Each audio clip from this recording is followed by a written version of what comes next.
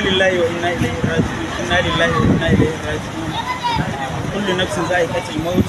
Kamar yadda raɗe-raɗe yake ta yawo a kafafen yanar gizo na cewa Hajiya Saratu Gidado Allah ya mata rasuwa. To hakika nan da kuke gani na unguwar Galadanci kenan, unguwar da ita Hajiya Saratu Gidado take zaune, nan da kuke gani gidanta ne. Sannan kuma za mu ji koma menene, za mu tattauna da ɗaya daga cikin makusantanta kuma mu ji menene alakarsa da ita, kuma yaya wannan abin ya faru. Mun san cewa dai ita mutuwa guda ɗaya ce, amma sababinta suna da yawa. Assalamu alaikum. Za mu so ka sanar da masu kallon mu menene alakanka da ita marigayiya Saratu Gidado. Ni da ne a mababban ɗanta.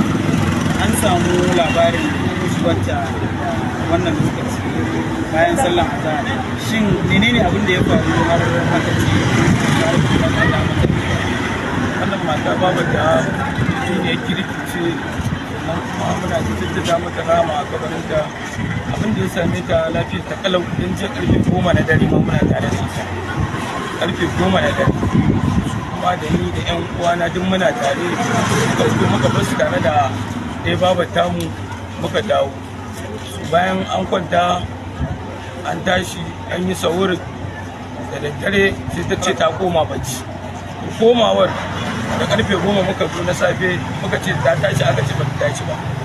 Wajen karfe 1 yanzu aka zo aka kwankwasa kofa ba labari, sai muka balle kofa, wanda balle kofa shi yasa muka zo muka tabbatar da ta rasu, kuma Allah ya karɓi kayansa. Shi ne abin da to kamar a wannan sabiyan ta yi wani korafi cewa ko wani gefe na ta ko wani sassan jikin ta da yake mata ciwo. wallahi na ce ta kalau cikin ba abin da ke dama. To ya maganar lokacin jana'iza. Za a yi jana'iza da rafi a bacci.